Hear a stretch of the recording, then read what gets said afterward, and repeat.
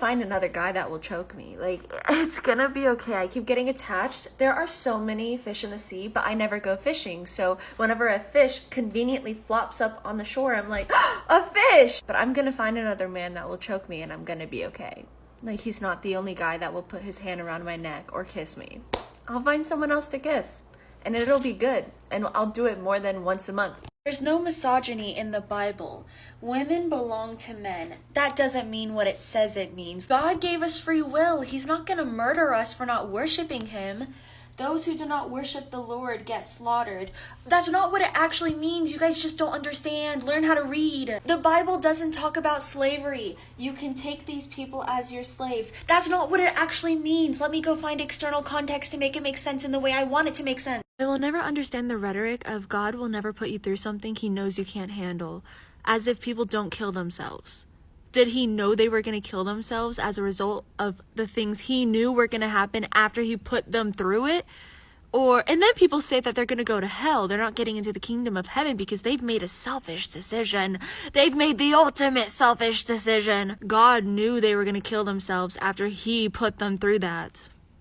Or does he not know everything? I hate when motherfuckers think my kindness is a sign of inherent naivety. Oh, this poor girl has never seen darkness in the world, and so she sees the good in everyone. No, bitch. Actually, I was raised in nothing but darkness. I was abused. I was hurt. I was bullied. I was literally miserable. I tried to kill myself. Like, I only ever saw the darkness in the world, and now I just choose to be the light because I want to be the change I want to see in the world. You don't know how much conscious effort I've put in to become the person I am today. Shut the fuck up. If you think I'm weak, you know nothing about me. I love the trend that's going around right now where it's like, these are the things I've stuck up my ass. And then the first person says nothing. Then the second person just starts randomly listing a bunch of things. But I actually have stuck up 2 lipsticks up my ass, recorded it for money, sent it to the person. They then blackmailed me and said that if I don't send them more things for free, then they're going to send the video I took to my family and all the pictures I took to my family. I was younger, okay? Don't judge me. And then I had to sit down with my dad at like the ripe age of like 18 or 19 and be like, hey, if you get these videos, just like ignore them because I'm not about to be blackmailed into doing something that I don't want to do. Like, I'm not about to do that. And then he said he was proud of me, disappointed in me, and I've had to pay my phone bill ever since. God doesn't kill people for no reason. He would never take life for no reason. He killed 70,000 people, children, women, families in a matter of 3 days because King David took attendance. He took attendance of how many soldiers were in his army, and God was like, you don't trust me? You have 3 options. You can either spend 3 years in famine, 3 months running from your enemies, or 3 days of plague.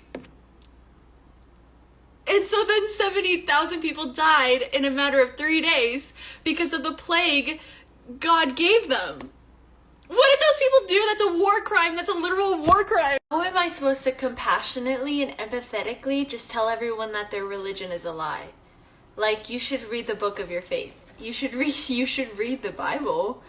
And then on top of the reading of the Bible, you should study it. And how do you tell people that they should read the Bible without them saying, no, but that's what the church is for. That's why we go to church, because the church is going to tell us what it all means.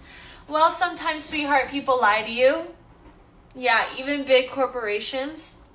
Sometimes someone who is lying to themselves can't be honest with you. I think it's really disrespectful that you believe that I'm in a cult. Why is that disrespectful? Because I don't believe I'm in a cult. I'm not in a cult. So me believing something about you that you don't believe about yourself is disrespectful. Exactly. Well, do you believe I'm going to hell after death, whether that's separation or eternal fire? Well, yeah, because you haven't been saved, so you're going to be going to hell. Well, that's incredibly disrespectful. No, it's not. It's the truth. Oh, so what happened to someone else believing something about you that you don't believe about yourself being disrespectful? What? That's different. I don't believe I'm going to hell. I don't believe I'm going to be separated for eternity, so it is disrespectful within your logic that you believe I'm going to hell even when I don't believe that about myself. Yeah, well, you just don't know the truth. We're talking about beliefs right now. We're not really talking about truth, right? You believe I'm going to hell and I believe you're in a cult.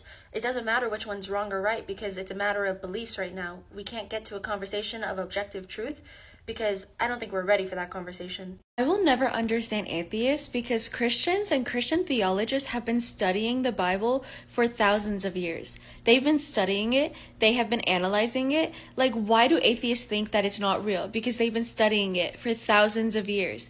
They know what they're talking about. They've read it over and over and over again. They've read all the context. They understand it. They believe it. Like, why do atheists not believe in it?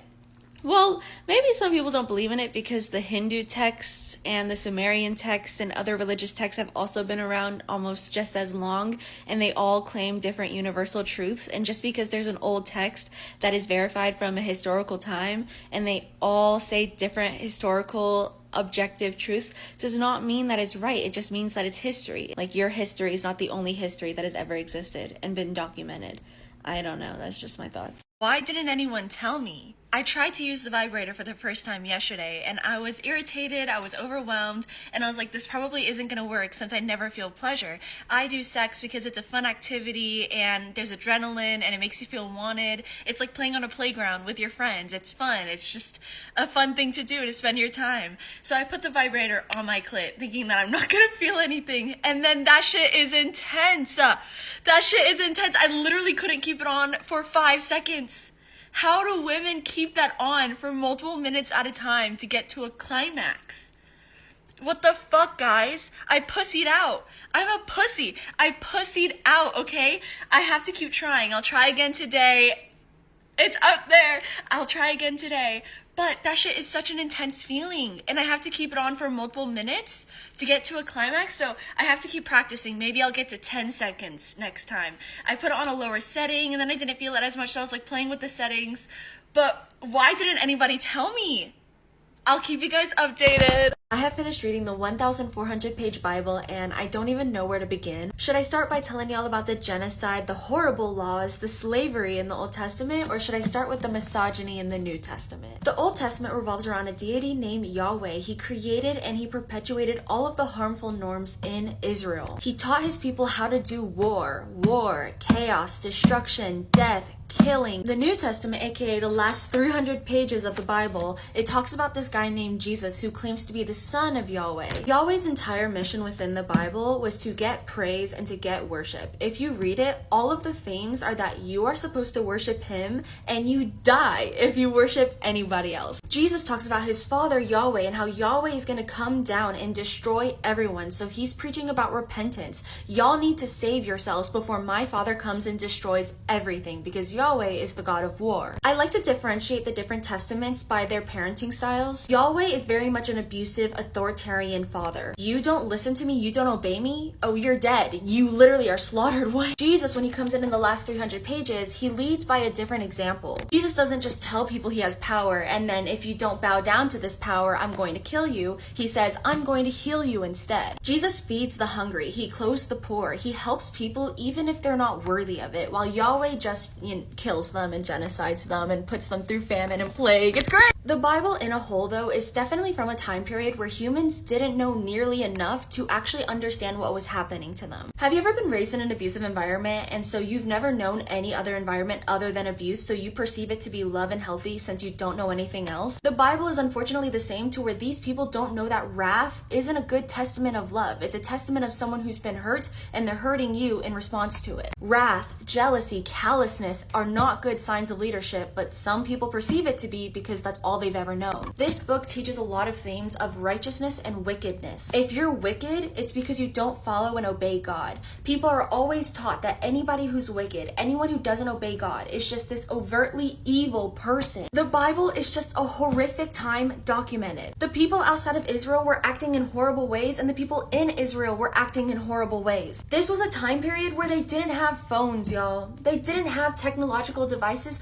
to where they could learn things. They only knew what their environment taught them. Of course they were stupid, ignorant, and harmful. They perpetuated ideologies that God was teaching them. All they were taught was war, so of course all they knew was violence. People love to use this argument about free will, and people were so evil because they had free will and they sinned and ate the apple of knowledge of good and evil. It was the knowledge of good and evil. They would have been good and evil, they just wouldn't have been knowledgeable. They would have been ignorant to their own good acts and their own bad acts. They wouldn't have known because they wouldn't have had the knowledge. It's not like they created good and evil, they just became knowledgeable of it. We have free will in our nowadays times. This was 2,000, almost 3,000 years ago, depending on the New or Old Testament. Why was life worse whenever humans had free will and were being reigned by the most powerful God in the world? But it's better now that we still have free will and we've been able to educate ourselves and have more compassion and empathy. There are some countries in the world where they're shutting down prisons and people are actually able to have free healthcare, free education, and actually have housing without any type of stress. Free will has always existed. We've We've always inherently had free will. It's just that God wasn't a good leader and you've been taught to think otherwise. Good leadership is knowing whenever a consequence is going to be efficient and whenever it's going to teach the lesson the person is lacking. If your intention is to have a disgustingly unwise, obedient society,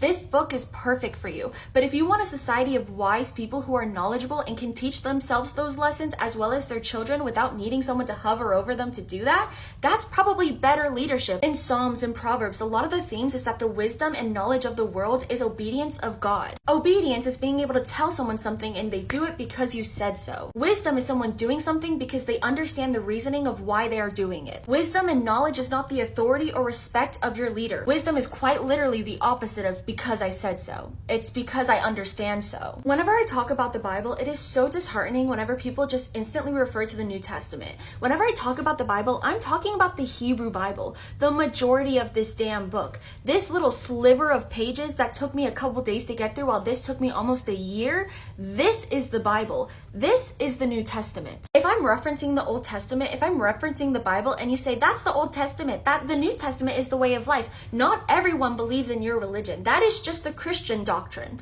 The Christian doctrine is the one that believes in the New Testament. Christians don't own this book. Let's also talk about how Yahweh has no regard for people's free will. In certain parts of the book, he hardens kings' hearts so that way they go to war with Israel. So that way Israel can take all of their belongings and all of their land. God has all of his people, the Israelites, kill children, kill infants, kill women, kill pregnant women. It's fucked. I think we both can agree that people killing their children for their gods and sacrificing them to their gods is horrible, but why can't we agree that killing children as a product of war is also just as evil? Or is it because it's war, so that justifies it? Because war is the most mature way of handling conflict. God is timeless, but he hasn't been able to find a way how to handle conflict without war? That really says something if he's an eternal God. At one point in the book, he also has King David make a decision because King David counted his soldiers. Let's take a moment of silence with that.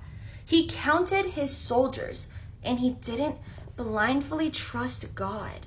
And so God was like, you're so fucked for that. You counted your soldiers. Okay, 3 options. You can spend 3 years in famine, 3 months running from your enemies, or 3 days of plague. And David was like, oh my God, anything but running from my enemies, Lord. Give us the plague. And so 70,000 people died as a result of one man's actions. That's what we in modern times call a war crime. God doesn't kill anybody unless they're deserving of it. Well, what did they do to deserve that? I want to go into the Old Testament for hours and hours, but I'm going to finish this off about the Old Testament on one last thing. In the very start of the Bible, in Genesis, in the first few pages, God shows himself to be the biggest fucking liar in the world. He tells Adam and Eve that they will surely die if they eat from the tree of knowledge of good and evil. They can eat from any other tree, but not that one. And please remember that Adam and Eve do not have the knowledge of good or bad right now. They don't know the difference. They don't know how to discern good or bad. And if we remember, disobedience is bad, right? And obedience is good. How the fuck are they supposed to know that?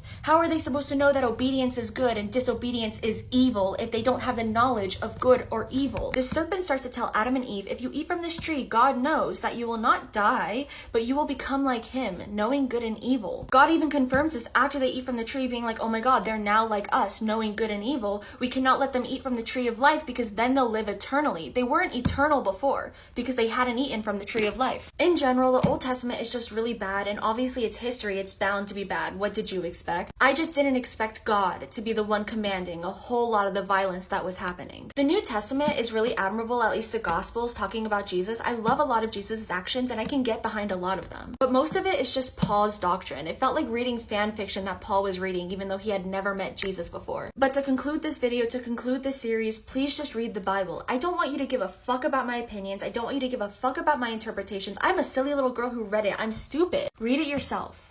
Why do we have to respect all religions or all religious beliefs? Like, I firsthand primarily understand respect as admiration, not just courteous. Like, I can completely understand of being courteous to people's beliefs if you're with them in person and they're practicing a ritual or something and that's something they're choosing to do for themselves, like not making fun of them. Don't bully people, like that's ridiculous. But like, what's respectable? Like, what's admirable about people thinking you're going to hell because you don't believe in their beliefs? Like, you just have that knowledge where you know they think you're going to be separated for all of eternity or burned for all of eternity. What's respectable about some people thinking certain lifestyles or forms of love is sinful? Like, what's there to admire about that? Oh, I'm choosing to have faith in this specific religion, so I want you to tailor the way you speak, the way you think, and the way you express your opinions to accommodate my feelings always? Do you think that it doesn't hurt people's feelings when you express that you think they're going to hell or they're going to be separated for all of eternity because they don't believe in what you believe? You don't think it's inherently disrespectful or going to hurt their feelings if you tell them that you think their lifestyle and their form of love is a sin? Like, everyone has to protect your feelings due to what you choose to believe when you're constantly projecting it on other people, like depending on who you are, obviously. What's respectable about that? Like, what are respectable about most religious beliefs? What, the love, the kindness? You mean the bare necessities that humans should be giving to each other outside of religion or within religion? You mean the bare minimum that you should be giving people? That's what you should be respected for? I don't really understand the whole rhetoric. Like, I always understand being courteous and understanding. Again, don't make fun of people when they're doing their rituals. Don't make fun of people whenever they're expressing themselves in that way. But if it's my public platform and I have my own opinions, I can share my thoughts. The same way a Christian can make their Christian content on here, I can make my theologist content like all on here, even though I'm not a theologist, it's just more theology. But I don't understand. I keep coming on the internet crying and screaming because I just want someone to validate the idea that I'm not crazy for thinking that the abuse and oppression in the Bible is okay. Like, it's not just. I want someone else to externally validate me that I'm not fucking psychotic for fucking thinking that this is not okay. I don't understand this world, guys. I don't understand any of it. I don't understand how people think that what they've been taught is all that there is to know. That everybody else is wrong and they're right. How do you think that? Like, we can't possibly know unless we just all speak to each other and critically think about all of this. I encourage everyone to read the Bible, okay? And don't start in Matthew like people tell you. Start in the Old Testament. Like, this is not okay. I've been burning bridges. I feel like I can't process this. People all my life have worshipped Jesus and the God in this Bible, and so I decided as an adult I should read it myself because I should probably be aware of what I'm going to be critiquing. Like, if I'm not going to agree with something, I should probably do my due diligence and understand what I'm going to be critiquing. Guys, like, this book is horrific. Like, it's horrific. It's full, at least the beginning half again. I'm not talking about the last 400 pages where Jesus comes in. I'm talking about the majority of the rest of it. All it is war, oppression, abuse, and abuse of power more specifically. It's manipulation to convince people out of fear to worship God.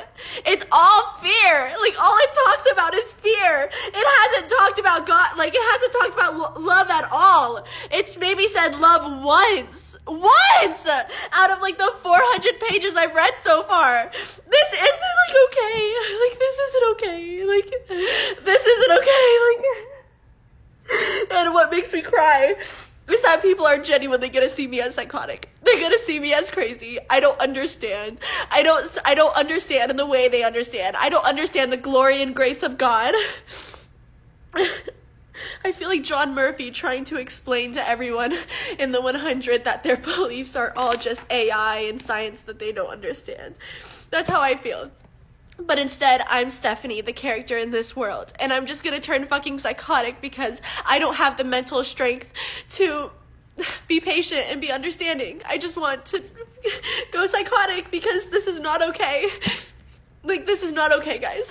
Whether 100 people see this video and they comment, I'm gonna pray for you, or whatever it is, or it goes viral, whatever it is. This is not okay. It's not okay. Dude, my parents just gave me this indestructible rock and I'm so happy. Is it really indestructible? Yes, they told me no matter what I do to it, it will never be destroyed. That is so cool. We should try to throw it at a wall. Wait, what do you mean? Yeah, let's throw it at a wall to see if it actually gets destroyed. No. Wait, why not? It's indestructible. My parents told me I have to take really good care of it. Yeah, but it's indestructible, so no matter what we do to it, it shouldn't be destroyed in any way, shape, or form, right? I don't know. They told me to just trust them and have faith because this rock is indestructible. Yeah, but if it's indestructible, that means you could try to destroy it over and over and over again and nothing will ever happen to it. I don't know. I don't really trust it. I don't want to ruin my rock. Yeah, but it's indestructible. No matter what you do to it, it won't actually be destroyed, no matter what. I don't know. I just want to trust my parents and have faith. Well, Well, what are you scared of? If we bash it at the wall, throw it on the ground, no matter what we try, it shouldn't break. I mean, the only thing that could go wrong is that we figure out your parents lied to you. Are you sure your parents told you the truth about the rock? Wouldn't they encourage you to try to destroy it over and over and over again to prove to you how indestructible it is? I don't know, and I don't really care, okay? I love this rock, and I don't know what I would ever do if this rock got destroyed. Hope you like my videos. Is there anything else I'm supposed to say as a YouTuber?